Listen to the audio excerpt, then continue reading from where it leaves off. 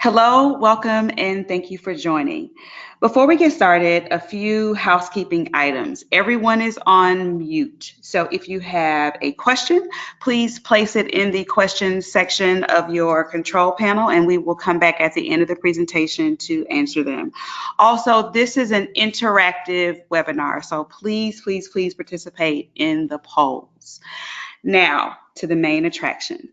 Today, we have the pleasure of learning from and with Dr. Kara McWilliams, the VP of Impact Research, and she is going to lead us through her presentation of Present and Accounted For, the impact of attendance and polling on student outcomes. Thank you, Dr. McWilliams. Hi, everyone. Thank you very much for joining us today. We wanted to start with a quick poll just to understand who we have with us on this webinar. Whether you're an educator, an administrator, a researcher, or any folks from a group outside of those categories who just have some interest in this topic. So you'll see that a poll is open. If you could just take a second to take that poll so we can sort of understand the distribution of the folks that we have on the call.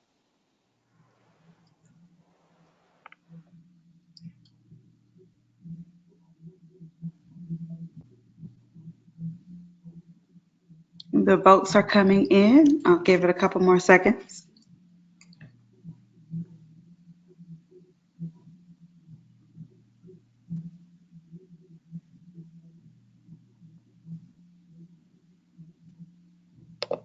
Okay, we have 60% reporting as an instructor, 10% reporting as a researcher, and 40% as other.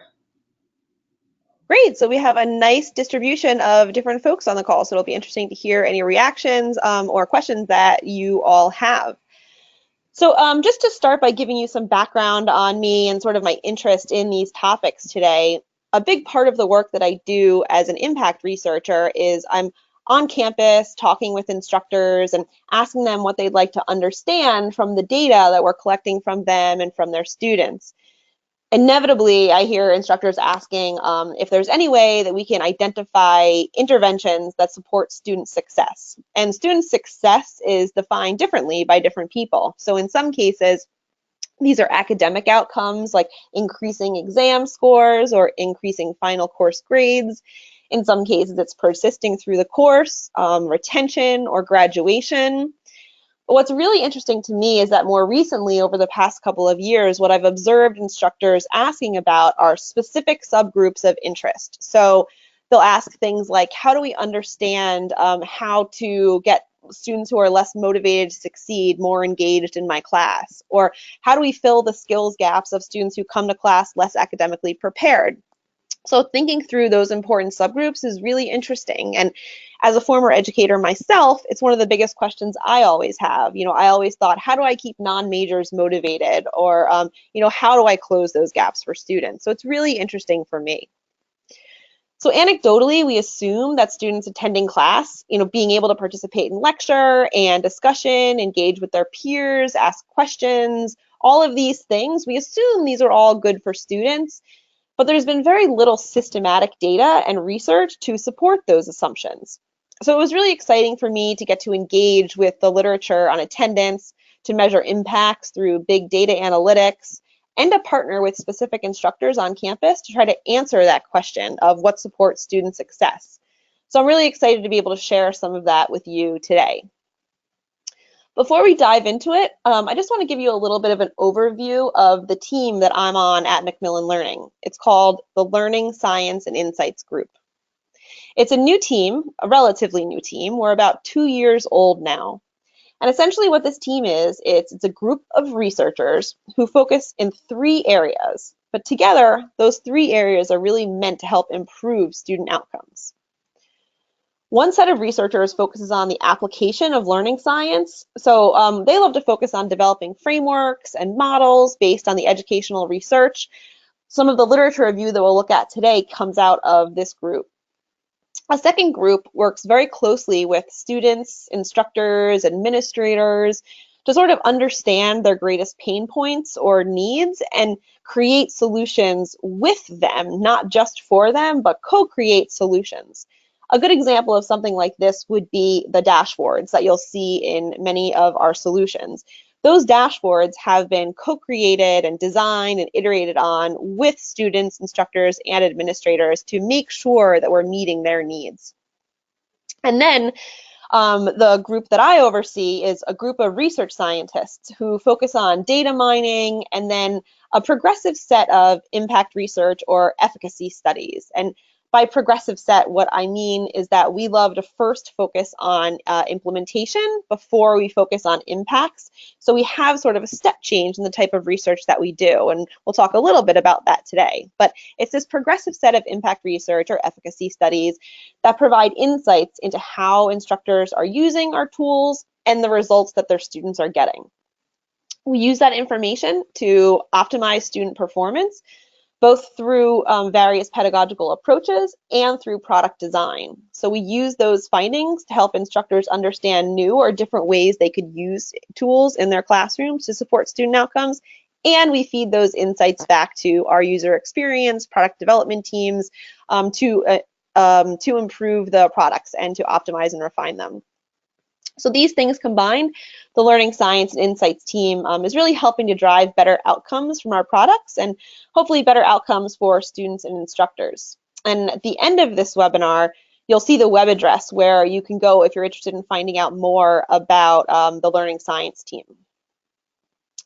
One of the parts of the Learning Science team that I find most interesting are a set of advisory councils that we have. We have a Learning Research Advisory Council and an Impact Research Advisory Council. They provide insights and guidance and feedback on all of our methods and all of our designs and our execution of our research, etc. And they do some really outstanding research themselves. So what you're seeing here is some research that was conducted by one of the people on our Learning Research Advisory Council, Liz Thomas. She does a lot of great work on student success. And what this is the student success ecosystem. This came from one of her publications. I think it's a good place to start because it shows all of the different aspects of higher education that contribute to student success. And we all know that, you know, education, there's a complexity to education, and higher education is no different. So all of these things, you know, they include student services, the social opportunities that students have at college, and then of course the academic programs in which they're enrolled. But at the very center of that is the idea of student engagement and belonging, which is at the heart of student success. And having that cultivated both within their academic programs and through other events and services that students are associated with. As we work to improve those outcomes, it's really important that we build capacity among students, staff, and administrative leaders on campus to improve each of these spheres and not focus on just one of them. So one of the key ways of focusing on that is through course attendance. And attendance is something that needs to be considered not just in terms of class attendance. We often think of attendance as just a student coming to class or joining their class online if it's a virtual course and sort of being there physically. And we need to think outside of sort of the class attendance box and think more in terms of attending all of these programs, services, and social events, not just class. So the Learning Research team on the Learning Science and Insights group did a deep literature review on attendance. And what they found is that attendance matters. Now, I'm sure this is going to seem pretty intuitive to you and maybe sort of obvious, but there are a few themes that I want to share with you that they uncovered in their literature review that may not seem so obvious. First, attendance improves performance. So research shows a positive relationship between lecture attendance and subsequent academic performance. But attendance alone, it's not the only factor, and it's not even necessarily the most important factor. We need to go deeper and look at aspects that might influence attendance. So, for example, looking at those subgroups that we were talking about before and the particular segments of students that really benefit. Some research shows that the benefits are stronger for non-traditional students, and this might be because when they are attending not just class, but attending these various services and social events, etc., they may gain access to things that they wouldn't otherwise gain access to. things like information technology, mentors, cultural capital, etc. So we need to think about that. The research also shows that attendance may be a proxy for motivation. So when we're talking about attendance, we might not even really be talking about attendance. We might be talking about other things like student conscientiousness, motivation, their willingness to actively participate, how well they understand the expectations that an institution has for them. So it's good to not think only about attendance, but rather about student motivations more generally and how we support those student motivations. Finally, we found that attendance orients students and supports social connections. So lectures provide students with information and orientations. When I think about this, what I like to think about is, what does attendance do? People often think attendance is important just because of the mastery of knowledge, skills, and abilities, but it's really less about the content in the course or the content in the activity, and more about some other material information that happens in those programs. So we're going to open up one more poll at this point to get some additional information from you. We are interested in understanding, particularly the educators, do you track and report class attendance in your course? And the response options here are yes, and you record attendance with a paper and a pencil. Yes, and you record attendance with a student response system, so something like an iClicker, or no, you do not take attendance. So I'm just going to pause for a moment and allow you to answer this poll question.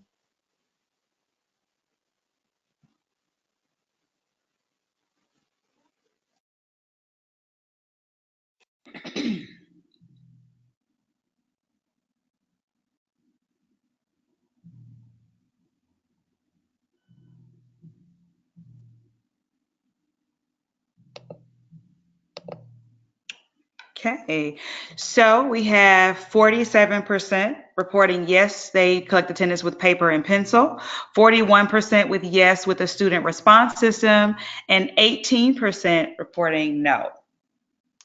Wow, that's a really interesting distribution. So that's it's interesting to hear. One final point that I want to make about attendance, which might come as a surprise to you, is that the research shows that most students like attendance policies. I was recently talking to a group of instructors about this, and they thought, no, there's no possible way that's the case. But then they thought back on their own education and realized that they appreciated it. Excuse me. One of the reasons students really appreciate it is because they don't otherwise know how to initiate help or communication. And they feel that attendance may highlight institutional problems causing them to disengage.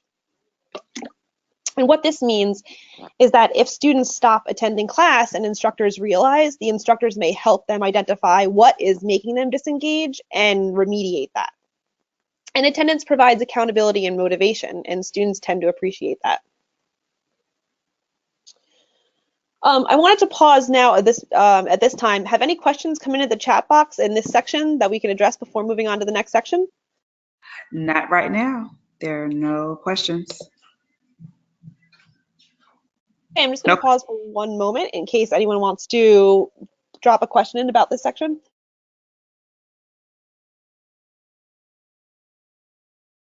Okay, well, please feel free to keep sending your questions in. We'll address them at the end if you have any. So now moving on, what can you do as an educator or administrator or someone who works with students? Well, there's a lot that you can do. One thing that's really important is setting the right policy for your institution or your class. Research shows that taking attendance can have differing effects based on class size. This is sort of like the subgroups that we were talking about before. So for example, in large classes, taking attendance leads students to feel more encouragement and support from their instructor. Sometimes students can feel sort of lost in the shuffle or one in a sea of students, and they're missing a connection. And by taking attendance, they feel that the instructor is really engaged and they're being there and they're encouraged and they feel that connection with their instructor. So it can have a really positive impact on large class sizes. Alternatively, sometimes in small classes, when instructors are explicitly taking attendance, it's not as positive because students feel that in a small class, An instructor should know whether or not they're there, should know their face, should know their name, and shouldn't have to take that attendance. So when taking attendance in a small class, it's good to do so in a way such as using a student response system or doing an activity in class and collecting attendance that way, instead of something like sending a paper around to do it via paper and pencil. That can make students feel less connected to that instructor. Something else you can do is use absences to learn more, not to punish. This is a big one that we see in the research. It's important to be clear and consistent with your attendance policy, but it's not great to punish students based on attendance. You should rather focus on what's going on there. So consider student engagement theories such as integration, involvement, belonging. Focus on understanding why students don't attend and address the most pervasive reasons. You can also proactively remove barriers that encourage absences. So a good example here is sometimes students don't come to class if they're not feeling confident that they can participate and participation is required. What we find is that when polling is used in a classroom or a student response system, that students feel more confidence to participate and they're not as embarrassed to provide a response that they think might not be correct. So think about some of those barriers that might be around attendance and try to proactively remove them to encourage attendance. And then, as we said, avoid punitive responses and focus on attendance remediation. We should really always be trying to focus on what is happening that's disengaging. Think about the curriculum, think about the engagement strategies that are going on in the classroom, and try to understand themes of who is not attending the classes and identify ways that maybe pedagogy can change or where you're using the classroom can change to really focus on remediating those absences. And then, of course, going beyond attendance, focusing on things like student motivation, goal setting, self-regulated learning strategies. As we've been talking about, motivation levels manifest in behavior. So really thinking about how we can encourage student motivation to attend class, motivation to participate, and this goes back to sort of the strategies that are being used in the course, helping students feel connected, using more peer-to-peer engagement, making them feel more connected to their peers in the classroom. All of these things can really impact student motivation, which will then positively influence attendance. Performance goals are really important, but like I said, it's not great to just provide students a point for attending the class.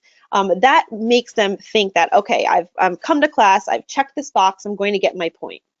Instead, incorporate various things in class and give points for those in-class activities. So you're not explicitly giving them points for just being there, you're giving them points for actively participating or engaging in the course. And then, of course, self-regulated learning strategies help students overcome struggles with time management, strategic planning, or goal setting. So thinking outside of just a class attendance and what can I do to get my students into the classroom and thinking about all of these different things will really support. It's really important to consider including active learning methods in your classroom. As you'll see from the title of this presentation, we're talking about attendance and polling and the importance of that.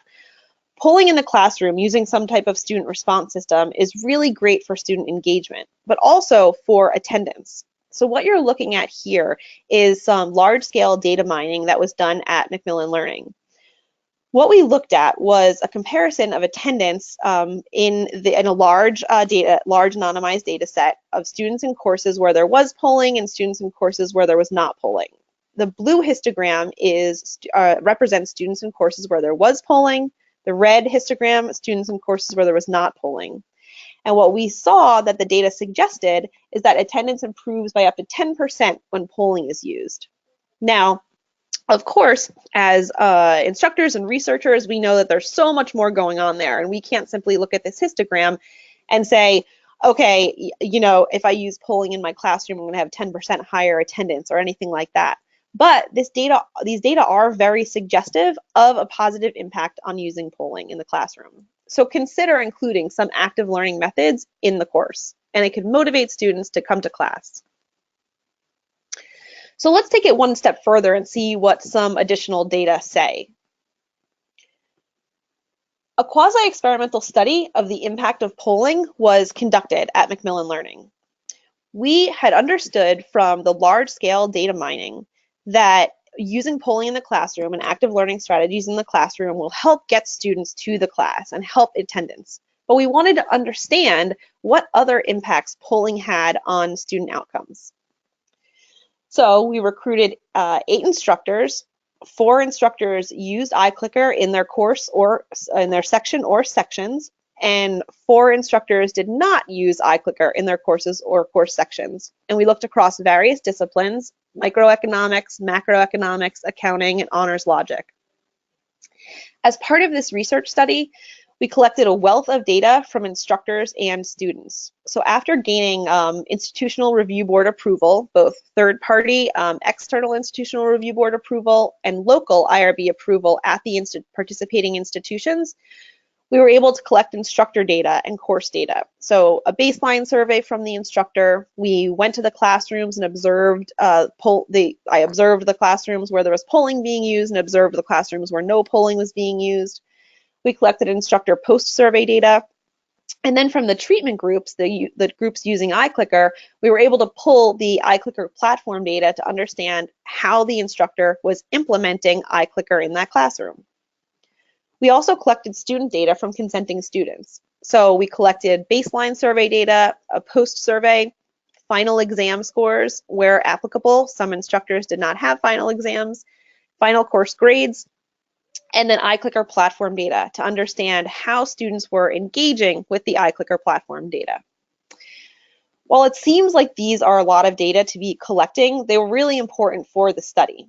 And just to talk a little bit about what the importance is, we collect student baseline data for a couple of reasons, but we want to understand the background. So how academically prepared students were coming into class.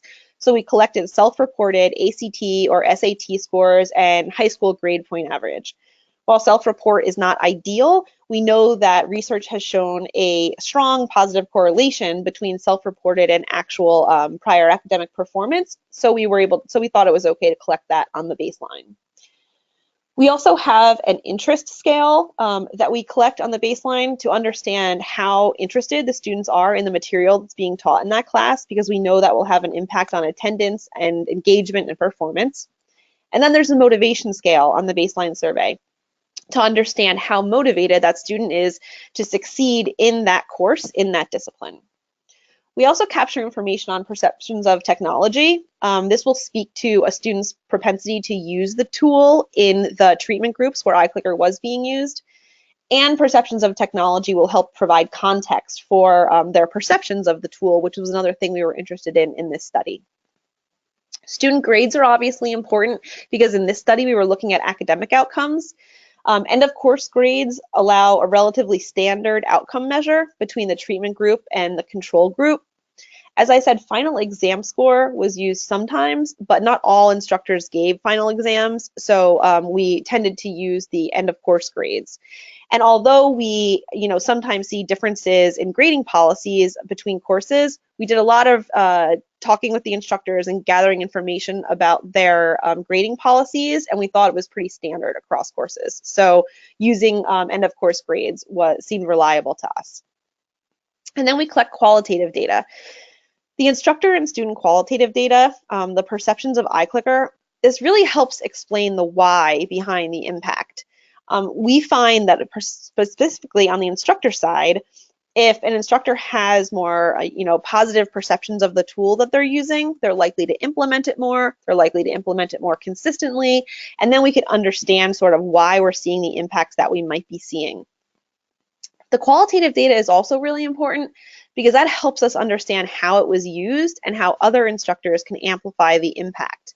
So we'll talk a little bit about this later, but we found different types of implementation patterns with iClicker, and some we found to be more impactful than others. So understanding sort of that qualitative information about how it's being used helps us to then provide some professional development and offer alternative ways for other instructors to be using the tool. So to quickly go over some of the highlight findings from the study, we found that when we looked at all of the students in the study together, students earn on average 5 percentage points higher on their end of course grades when using polling. So what you're seeing here is that the students in classes where polling was not used earned an average end of course grade of 74.99, and students who were using iClicker earned an average of 80.47. And that difference is statistically significant, and the gap is wide enough that we believe it to be educationally significant. But as I said in the beginning of the presentation, we're not only interested in looking across all students together. We want to make sure that the tools are supporting students of different subgroups. So what we did was we disaggregated the data, and we looked at end of course grades by students of different levels of baseline motivation. If you'll remember, what we said we collected on the baseline survey was a scale that helped us categorize students into less motivated to succeed or more motivated to succeed. We broke those groups up and then compared the end of course grades between the treatment and the control groups. What we found here is that end of course grade improvement is even greater for students who are less motivated to succeed. If you look at the graph on the left-hand side, you can see students who were less motivated to succeed and were not using iClicker had average end of course grade of 60.21, and those who were using iClicker had 78.36. So this difference, also statistically significant, was a very educationally significant. I mean, that's a wide gap there. So that was great to see that iClicker was supporting students less motivated to succeed. But then we disaggregated the data by academic preparedness. So as I said, using those self-reported prior academic performance indicators, we categorized students using a cut point recommended by our advisory boards into less academically prepared to succeed and more academically prepared to succeed. And then we looked within those subgroups at the differences in end of course grades between the comparison and iClicker groups. You can see for students less academically prepared to succeed, the difference is really strong there, 50.28 versus 71.25. So we saw a strong impact using iClicker for students less academically prepared to succeed. But what I find even more interesting is the difference that we saw in the group of students who were categorized as more academically prepared to succeed. Because we don't want to just close skills gaps, we want to make sure those students who are more academically prepared still feel engaged in the class and don't disengage because they think they know the material already or because they think they'll be able to ace the exam without even coming to class, etc. So it's really interesting to see this difference for the comparison in the iClicker group and to see that the students who are more academically prepared to succeed and were using iClicker had such stronger end of course grades than those who were not using iClicker. So these are just some high-level findings from that research, and I know that it was a lot to go over, but I welcome you to go to the Macmillan Learning website where we have educational results. There you'll be able to find the technical report about the iClicker study that we just talked about. It provides the full statistical details of the study, so the methods, the analyses, the statistical findings, and then implications for the classroom. And then you'll also be able to find a research brief. If you don't want to slog through the 40-page technical report, and I do not blame you, there's a brief 5-page research brief that provides a summary details of the study, the methods, the findings, and implications for the classroom. But also, what you'll find are what we call educator studies. I think that educator studies are incredibly important because what we do in all of the studies that we conduct is that in addition to aggregating all of the data together and completing a full study, we look at each case study individually. So in the case of iClicker, if it's a quasi-experimental study, we look at each set of instructors individually. I think this is important because what I hear a lot when I'm talking to instructors is, well, I don't really believe those results because I teach at a small 2-year institution and that study was conducted at a large 4-year institution. That study was conducted with a group of students who doesn't really replicate the group of students that I teach. So what the educator study allows for is it provides a lot of rich information about the educational context within which the study was conducted. It provides information about the challenges or the needs of that specific instructor that they were trying to solve. And then it provides information about their implementation patterns, how they were using the tool. And then based on how they were using the tool and the student outcomes, it shows the brief statistical analyses, brief information on the statistical analyses and the results that they got. But really the point of the educator study is so that an instructor can pick up this type of educator study, read it and say, okay, this research was done in an educational environment that looks and feels like mine, and I feel more likely to, the results resonate with me, I'm more likely to trust those results. But also, it talks about those implementation patterns. So for example, as I mentioned before, we found is that students who use polling in the classroom and they grade the responses, so students get a right or wrong for the response, and it counts towards some part of their course grade, there is an even greater impact than in the courses where students are using polling for just for engagement. So they're asking questions, but they're not grading the responses, they're not discussing the responses with the students, so we found the impact was greater if the product was used in a more deep way in the classroom. And those implementation patterns really come to life in these educator studies.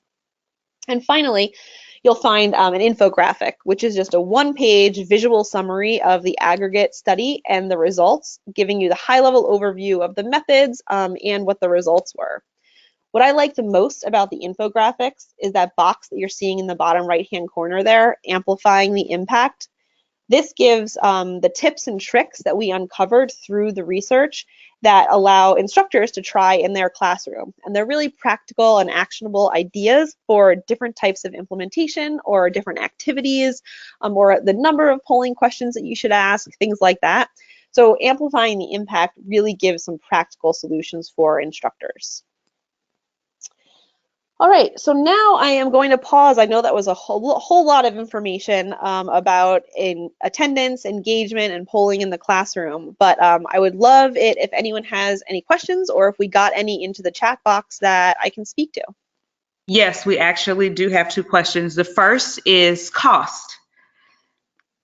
That is a question. This says are there costs, and I'm assuming, and Amy Ross, this is your question. It says cost, and I'm going to make the assumption that are there costs associated with this, or what is the cost for the program? That's the first question. The cost for the iClicker program? Yes. And Amy, chime back in if I'm not presenting that correctly, please, Amy. Thank you. I think I wouldn't be able to answer that question right now because I know that there are different range of costs based on what the adoption type, but I will certainly follow up on that, and I will make sure that someone reaches out and gives you that information since I'm not sure of it now. I apologize. Okay, so she said cost for the iClicker app for the university and the student app. So we are definitely going to make sure that someone follows up to get that specific information. Thanks so much, Amy. The second question says, I like your idea of asking students questions in class. Hold on, I'm sorry. Oh, to keep them engaged and maybe giving them points if they get the questions right. Can we use iClicker to track each student's correct responses in poll questions over the whole semester? Sorry, I am new to this. How can we minimize cheating amongst those sitting near each other? No apologies, Donna. Those are great questions. So I will try to answer them. I will try to answer them one at a time. So the answer to can you track students' correct and incorrect answers throughout the course of the semester? The answer is yes. And there are two really interesting things. The first is that through a new initiative called CIRC that Macmillan is coming out with, there are actually dashboards that provide information on student responses and, showing less engagement, more engagement, showing which responses their groups of students are getting correct, incorrect. So there is a really great tool coming out that lets you bring those data to life. But a more simple answer is that certainly, yes, you can, iClicker does track the answers throughout the course of the semester, and then it can appear in a gradebook format. In our a new solution, Achieve, that's coming out, that'll be integrated into the gradebook, but currently you have the ability to export all of those responses. Oh, I'm sorry, can you repeat the second part? The second part of how do we reduce cheating? I think the question was. It's a really great question. And I know that you were mentioned it about cheating people sitting next to each other, but I'm going to take it one step further. In terms of cheating with people sitting next to each other, when we talk to students during these research studies and we ask them if they talk to their partners and they, cheat essentially, some students say, yes, they do. But what we found was that there were two different cases. In some cases, instructors are okay with it and they even promote talking with each other. So they say, yeah, please have that peer-to-peer interaction and have those conversations that's a part of active learning as well. So by having that peer-to-peer interaction, it's really interesting. But even in situations where instructors don't promote the peer-to-peer interaction and students are simply, talking amongst themselves or looking at each other's, it still implements that type of peer-to-peer interaction. And so it's not necessarily a bad thing, but I can certainly understand how it can be considered as cheating. I think that what's really helpful, though, is what we found in many cases is when instructors do provide, so iClicker provides you with a little histogram, a little chart of what the distribution of responses are. When an instructor puts that up on the whiteboard or puts that up for the course to see and then discusses that distribution of responses, it prompts more discussion between the students. And really seeing that peer-to-peer engagement is great because, as I said, that's part of active learning and will support engagement and outcomes. One more question about research. Is there any research to support giving bonus points for perfect attendance? Oh, that's really interesting. I have not come across any research on that, but I am going to, if you can, we'll follow up after. I'll check with Jeff Bergen, who is the head of our learning research group, who would be more well-read on the educational literature than I am. I'll make sure he reaches out to you if he knows of any research. I haven't seen any. Okay. And I see Donna added another part. I just wanted to make sure that I read it out loud. I think that you touched on it, but it's just, she asked, can people text the questions being asked in class to their friends who are not in class so they can answer their questions and cheat that way? That's another great question. And what I have observed some of that happening. I mean, that has happened. Instructors have reported that in some cases it happens. But what's really interesting is that, well, there are two things. When iClicker is being used for an in-class engagement tool and a student texts their friend and says, okay, the iClicker question is being asked, provide a response. What we've seen is that the response options will be A, B, or C, and you'll get a small percentage of students who will respond with D or E to the question, which were blank responses, and then those students aren't actually in the classroom. So that's one way that instructors have tried to sort of identify some of that happening. But the other thing I'll say is that iClicker Attendance is a new attendance feature where instructors who are using iClicker to just track attendance, there is a geolocator on it, and the question does not engage if the student isn't within the perimeter that the instructor has set. So if their phone or their device isn't within that perimeter, so that's another way that we're that instructors are getting at making sure students back in the dorm room aren't trying to answer iClicker questions. I hope that answered, but if it didn't, I'll be happy to try to elaborate more. I think she's happy with the answer. She says, how Great. awesome. So thank you. Any other questions? All right, I just wanted to pop up this is my email address. I really welcome any of you on the call here who have further questions about what we talked about today, or anyone who's interested in participating in an impact research study. We're always looking to partner with instructors to conduct studies in their classrooms. Our studies are not just for iClicker. We conduct them on all of the tools and services that we have at Macmillan. So anyone interested in engaging in a study like this, please reach out and let me know. And then, as I said, if you want to learn more about the Learning Science team or read the different studies that we've conducted, you're welcome to head on over to the address right there, and you can find all the information. All right.